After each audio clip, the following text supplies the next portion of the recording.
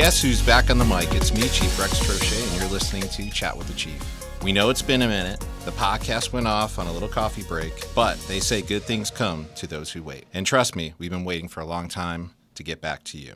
The mics are dusted off, the coffee is strong, and we're ready to dive back with fresh conversations and hopefully a laugh or two. Thanks for hanging in there with us. We've truly missed you, and let's jump back into Chat with the Chief. All right, on this episode, we are joined by the Sarasota County Emergency Management Chief, Sandra Tapfumaneyi. That was good. That was great. And I was a little more confident earlier when we were practicing. Sorry. That's okay. Thanks so much for being here today, Sandra. So our listeners can get to know you a little bit better.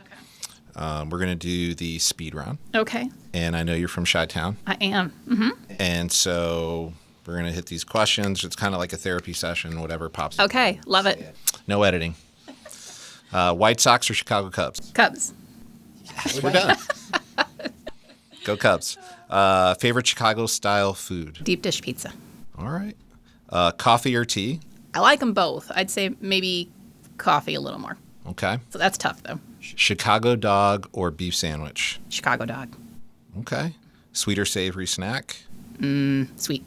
What is your dream superpower? I wish that I could go back in time and relive any moment in my life for a short amount of time. That's cool. You have not thought about that, obviously. Well, I have kids, so when they start to get older, and you yearn for that opportunity to go back a little bit. I love kids. Morning person or night owl? Night owl. I think I know the answer to this. Pool or beach? Beach. I did not know the answer to that. I figured you're from Chi-Town. You'd be all about the chlorine in the water. No, I used to be a sand volleyball player. So. Okay, well, there's no sharks in the pool, y'all.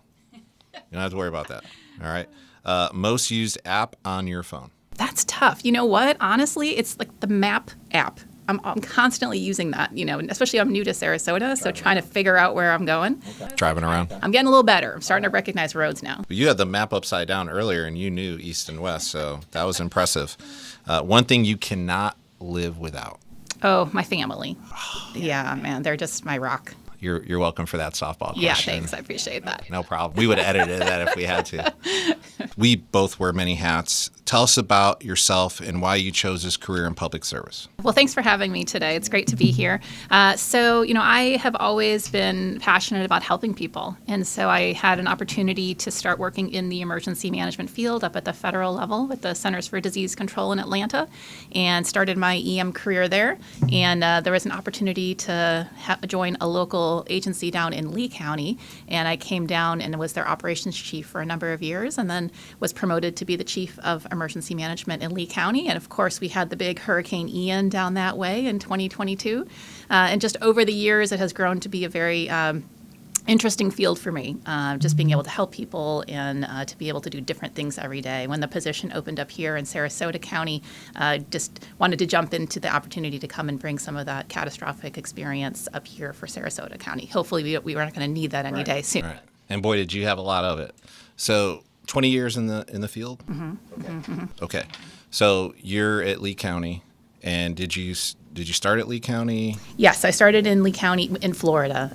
So after working at the federal level, came to local county emergency management. And the interesting thing about local emergency management is that we get to directly impact the community, and everything that we do is going to show up in a result somewhere down the road when there is an actual impact. So that was a great opportunity to learn down there.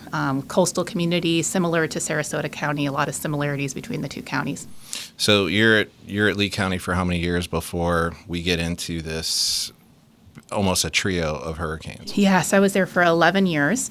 And we had a number of large storms. Hurricane Irma came through there. We also had a tornado that ripped through the community right before Ian.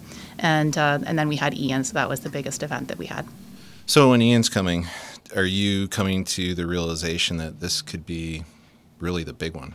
Yes, yeah. So I'm sure here in Sarasota County, it was projected at one point to make landfall here. That storm did a lot of movement up and down the coast until it finally settled back. It had started at Lee County, where the forecasted landfall made all the way up to the Panhandle, came all the way back down.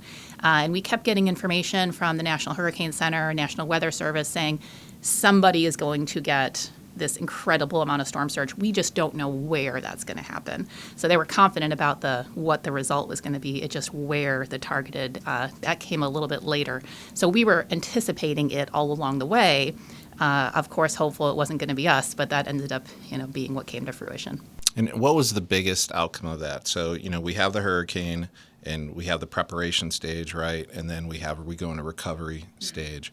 So what were some of your biggest challenges when you had to go into recovery stage in Lee County, and how did that prepare you for here? The storm was so powerful down there that it knocked out bridges to our barrier islands.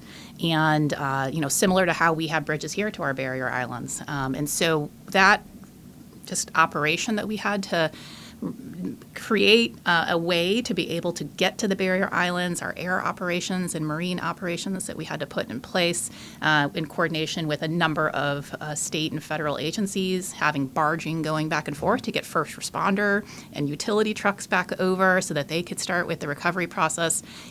We take for granted that we have this infrastructure in place and that it will always be there for us. And so when I came here to Sarasota County, we started talking through some of those, what if scenarios.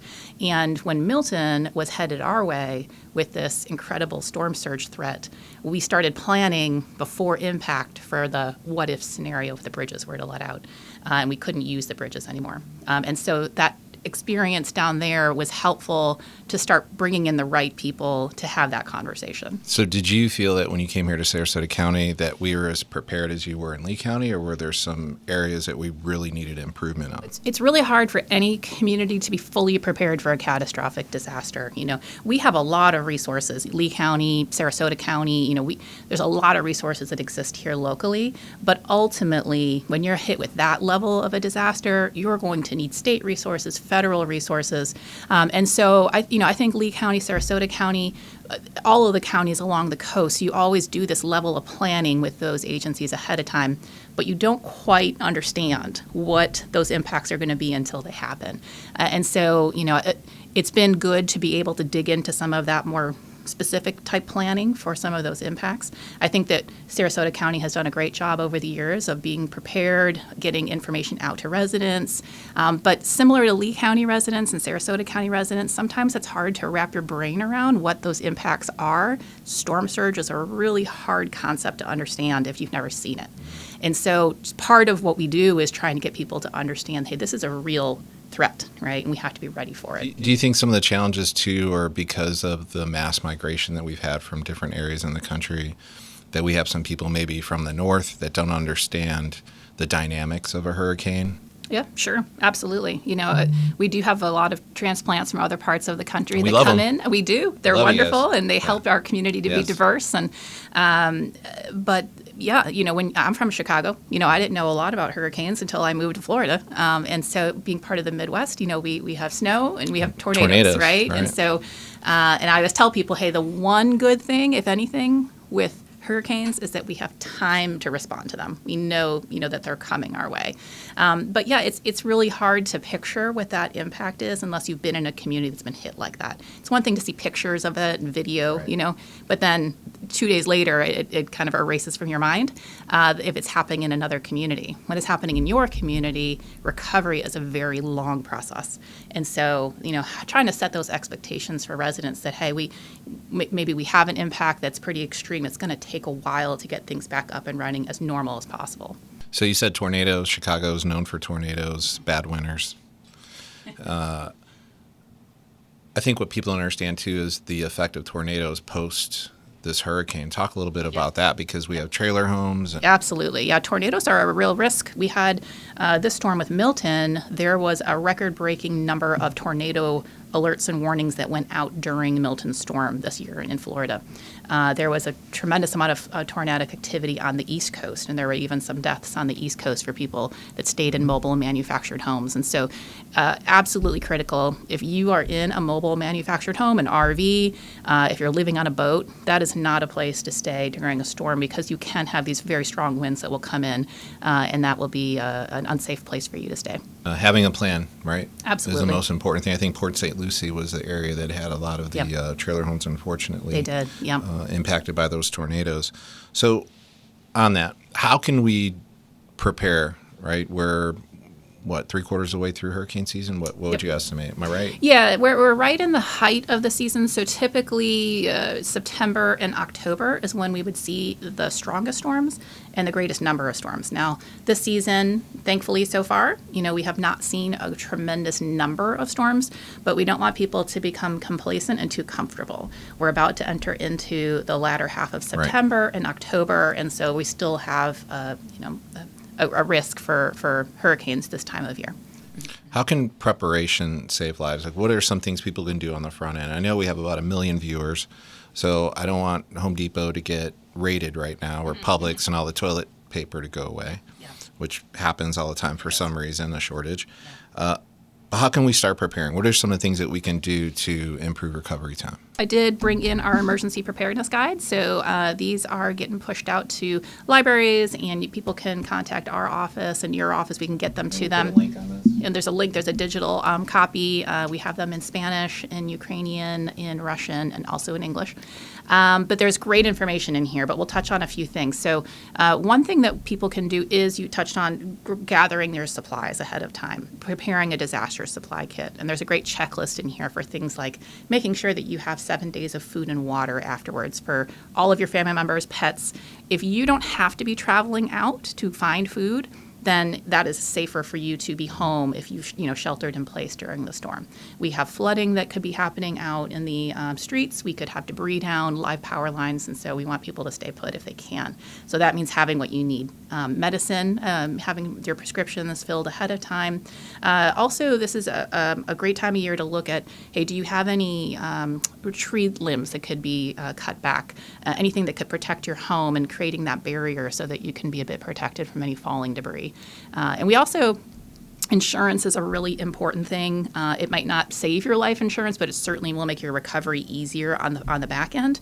Making sure that you have enough insurance, making sure you have flood insurance, and taking pictures and video of what you own ahead of time so that you can have that as proof, when you have to go through claims.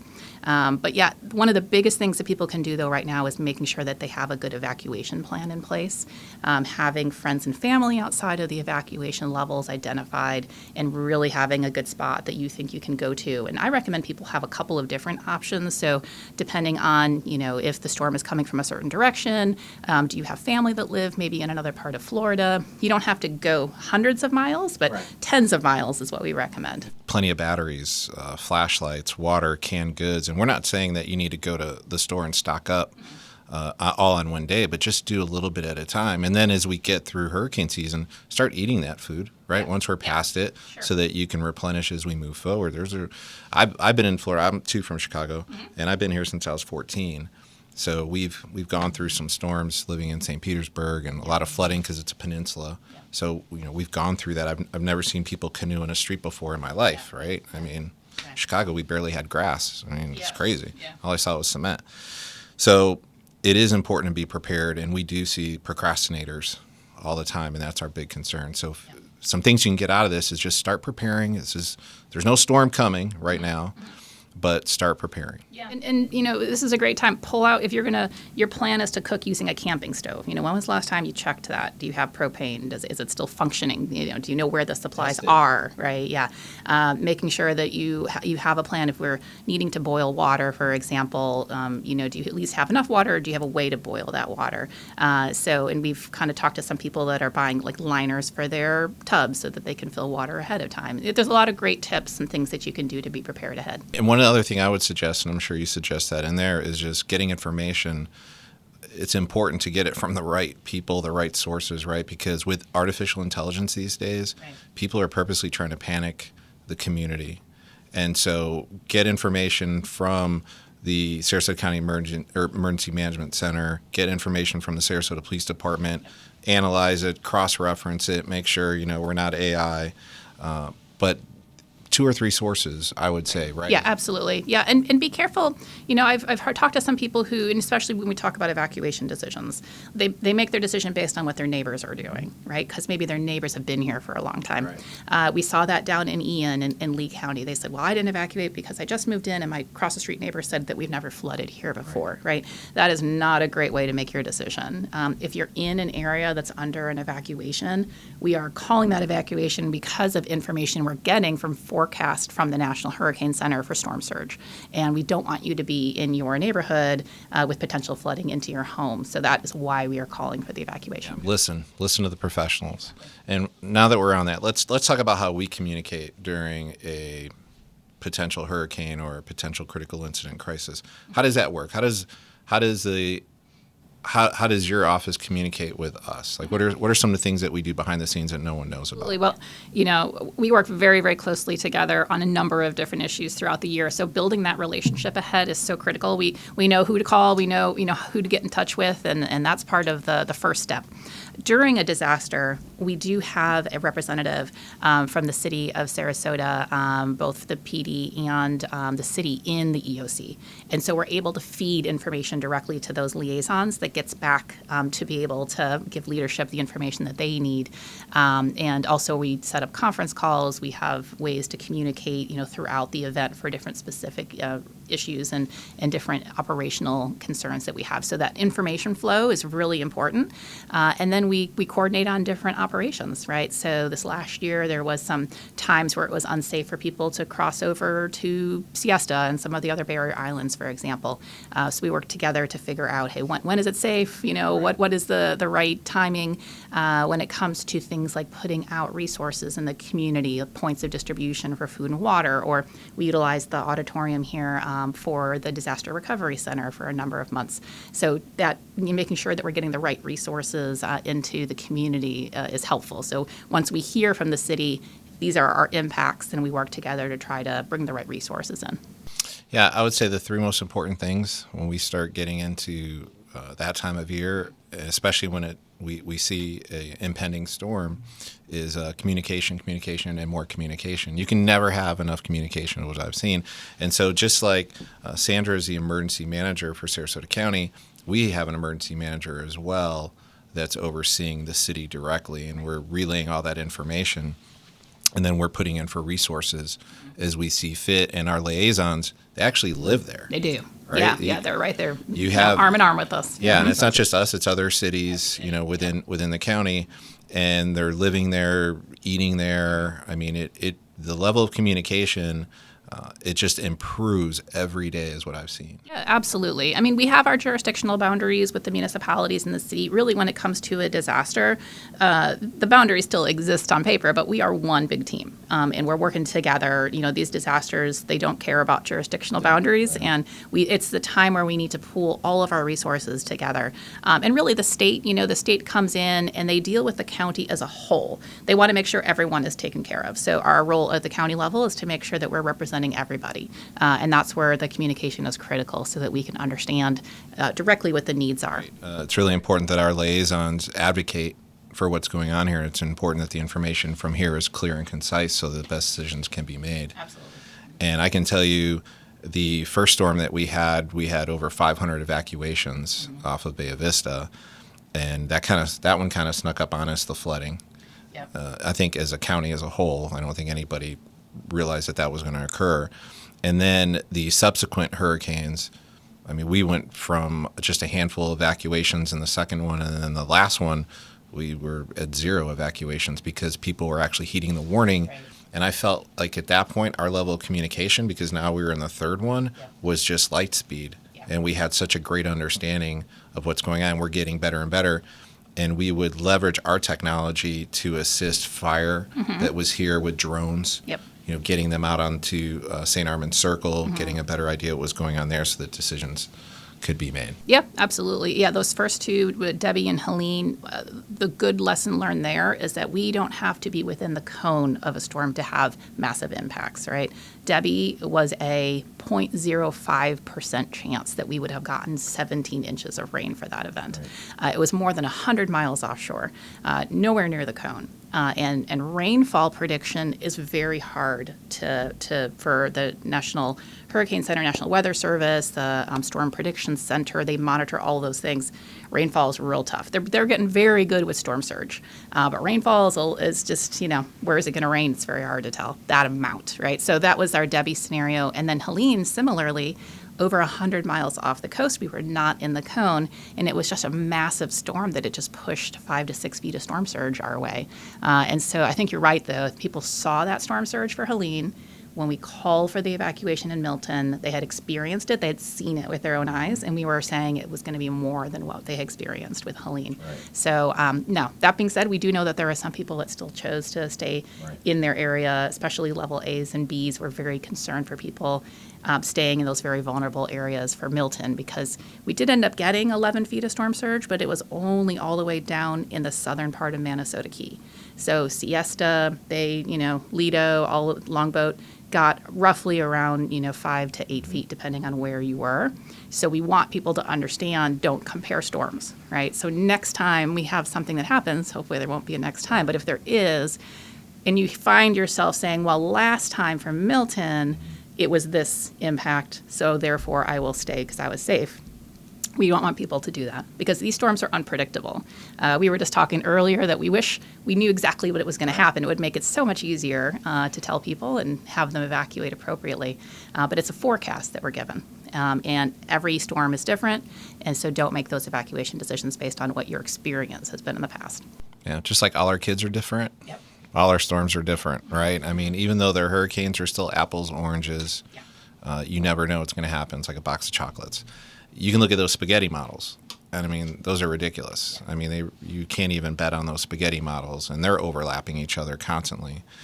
Do you feel any consternation when it comes to making the decision to evacuate? Do you feel that pressure based on the modeling, based on what you're getting, but you also know it could wobble, or do you feel a lot of stress when it comes time to make those decisions as the emergency manager? Because that's a lot of pressure on you. You're migrating a lot of people out of the area. Yes, absolutely. Evacuation decision making is the hardest thing that our agency does, really, because we know that it is an ordeal to leave your home, right? We don't take that lightly. We have people who maybe, they're on medical devices. Traveling and moving around is complicated for them and difficult. So we make sure that we are doing it because of the information that we are getting. And although the spaghetti models that come out very early on with the different models, they are a little bit scattered, but really the National Hurricane Center's forecast is what we make our decisions on. And they have gotten very precise with the area of impact. This particular storm with Milton, originally the forecast was a little bit higher with the storm surge impacts, and the way that it came in, the storm, all it needs to do is shift a little bit. So there was an angle that it came in on, and the storm weakened a bit before it made impact. So thankfully for us, we didn't get 11 feet of storm surge across, the whole coastline. So that was good for us, right? But their information that they provided us was spot on with the direction that it was going. So we feel confident making those decisions. We know and we hope that the storm does that every time, that it weakens, before it gets to us. But we're able to pinpoint with some accuracy, hey, we are at least in the area of threat. And then we start to look at the storm surge inundation. How far inland are they predicting it's going to go? And that's where we start to call the different evacuation levels. So with respect to areas of threat, right, we looked at the map earlier, and specific to the city of Sarasota, what levels do we have in the city? Yes. So city of Sarasota, the bulk of the city of Sarasota, you're in like an A, B, C type area. There's some pockets of D and E as well. So there's 5 levels in case we have new viewers that are not familiar. So it goes from A to E. And when we get that information from the National Hurricane Center, we're using and overlaying it on the county so that we can see what areas are being forecasted for inundation, for that storm surge to push inland. And so really for people who, if they're not familiar with what level that they live in, we absolutely encourage people to find out. We can go to our website, scgov.net/be prepared. We have a link there. Even if you just Google evacuation level Sarasota, the map will pop up, and you can put in your address, and it will tell you exactly from your address what level you're in. But yeah, we'll start with evacuations for the lower levels, A, B. This last year for Milton was the largest evacuation we ever called for the county, and we included C because of that threat of it pushing far inland.